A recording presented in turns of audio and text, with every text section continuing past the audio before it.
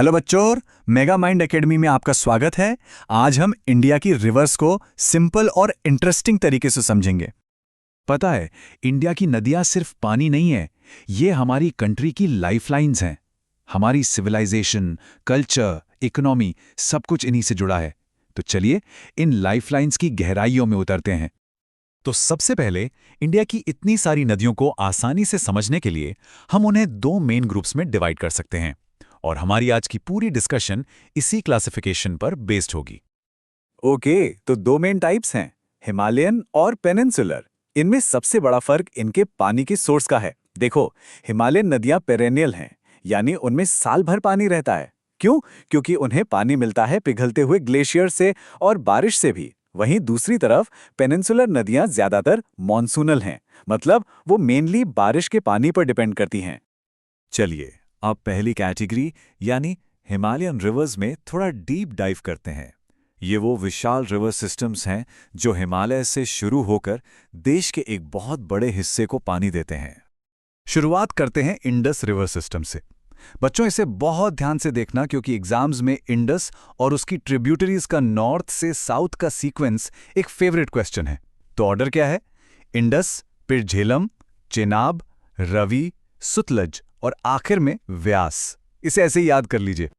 अब इस सिस्टम से जुड़े कुछ super important facts. Jhelum, Chenab, Ravi, Beas और सुतलज को मिलाकर कहते हैं पंचनद। लेकिन एक चीज हमेशा याद रखना, इंडस रिवर पंचनद का हिस्सा नहीं है। झेलम का एक पुराना नाम व्यात भी है। और एक कूल फैक्ट, इंडिया की सबसे बड़ी fresh water lake Wular lake Jhelum नदी से ही पानी लेती है। और हाँ, सुतलज नदी पर बना है भाखरा नांगल डैम, जिससे बनती है गोविंद सागर लेक, जो इंडिया की सबसे बड़ी आर्टिफिशियल लेक है। अब आते हैं गंगा रिवर सिस्टम पर, और यहाँ एक माइंड ब्लोइंग फैक्ट है। क्या आप इमेजिन कर सकते हैं कि गंगा और उसकी सारी सहायक नदियां मिलाकर इंडिया के 11 स्टेट से होकर गुजरती हैं? यह दिखाता है कि ये रिवर सिस्टम कितना विशाल और हमारे देश के लिए कितना जरूरी है। गंगा की कुछ मेन ट्रिब्यूटरीज हैं, नॉर्थ से आने वाली गंडक और घाघर, और साउथ से आने वाली यमुना और सोन। यहाँ एक इंटरेस्टिंग पॉइंट है, हुगली गंगा की ट्रिब्यूटरी यानी सहायक नदी नहीं है, बल्कि एक डिस्ट्रीब्यूटरी है। मतलब ये गंगा से अलग होकर बहती है, उसमें मिलती नहीं। और हुगली की अपनी ट्रिब्यूटरीज हैं, जैसे मयूराक्षी और दामोदर। ज्योग्राफी के स्टूडेंट्स के लिए ये एक की फैक्ट है। जो हमारा विशाल गंगा का मैदान है ना, वो ज्योग्राफिकली घाघर और तिस्ता नदियों के बीच फैला हुआ है। ये इंडिया के सबसे उपजाऊ इलाकों में से एक है। अच्छा, आगे बढ़ने से पहले एक छोटी सी अनाउंसमेंट। और बच्चों, अगर इस टॉपिक की पीडीएफ नोट्स चाहिए तो डिस्क्रिप्शन में दिया हुआ व्हाट्सएप ग्रुप लिंक चेक कर लेना। नोट्स की चिंता छोड़ो और चलो आगे बढ़ते हैं। चलिए अब हम आगे बढ़ते हैं और इंडिया की दूसरी मेजर रिवर कैटेगरी यानी पेनिनसुलर इंडिया की नदियों को जानते हैं। इनकी अपनी ही अलग कहानी और अलग कैरेक्टरिस्टिक्स हैं। पेनिनसुलर नदियों को हम उनके बहने की दिशा के हिसाब से दो ग्रुप्स में डिवाइड कर सकते हैं। महानदी, गोदावरी, कृष्णा और कावेरी जैसी नदियां वेस्ट से ईस्ट की तरफ बहती हैं और बे ऑफ बंगाल में गिरने से पहले बड़े बड़े डेल्टास बनाती हैं। पर नर्मदा और तापी इसमें एक्सेप्शन हैं। ये ईस्ट से वेस्ट की तरफ बहती हैं, रिफ्ट वैली से होकर और अरेबियन सी में मिलती हैं। आइए इन नदियों से जुड़े कुछ इंटरेस्टिंग फैक्ट्स देखते हैं। महानदी को ओडिशा की जीवन रेखा कहते हैं। गोदावरी नदी पर आंध्र प्रदेश में हैवेलॉक ब्रिज बना हुआ है।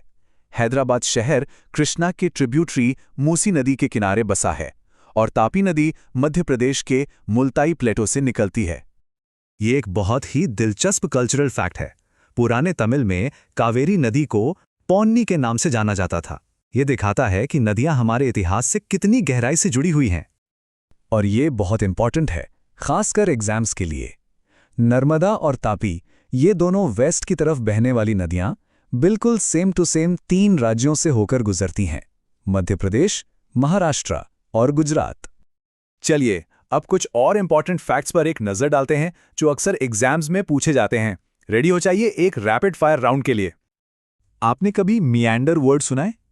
जब कोई नदी मैदानी इलाकों में सांप की तरह घुमावदार रास्ता बनाती है ना, तो उसके इसी लूप जैसे मोड़ को मियांडर कहते हैं। अब एक सवाल, क्या कोई बता सकता है कि इंडिया की कौन सी मेजर नदी ट्रॉपिक ऑफ कैंसर यानी कर्क रेखा को एक बार नहीं बल्कि 2 बार क्रॉस करती है? सोचो सोचो। और इसका सही जवाब है माही नदी। जी हाँ, माही नदी अपने रास्ते में कर्क रेखा को 2 बार काटती है। ये फैक्ट जरूर याद रखिएगा। इस स्लाइड पर कुछ और इंपॉर्टेंट ज्योग्राफिकल फीचर्स हैं। पीकॉक आइलैंड असम में ब्रह्मपुत्र नदी पर है। सूर्यधार लेक उत्तराखंड में है और जैसा कि हमने पहले बात की, वुलर लेक जम्मू और कश्मीर में झेलम नदी से जुड़ी हुई है। अब एक सवाल आप सबके लिए। इस जानकारी को अपनी लाइफ से कनेक्ट करके देखिए। आपके शहर या गांव के पास कौन सी मुख्य नदी बहती है? कमेंट्स में हमें जरूर बताइए। तो बच्चों, आज हमने इंडिया के विशाल नदी तंत्र को समझा। उम्मीद है आपको यह सफर इंटरेस्टिंग लगा होगा। तो बच्चों, मिलते हैं नेक्स्ट वीडियो में। और अगर वीडियो पसंद आए तो लाइक, कमेंट, शेयर करना अपने दोस्तों के साथ ताकि वो भी इस नॉलेज को गेन कर सकें। और सबसे जरूरी, मेगामाइंड एकेडमी को सब्सक्राइब करना मत भूलना ताकि आप कोई भी इंपॉर्टेंट टॉपिक मिस ना करें। Bye bye.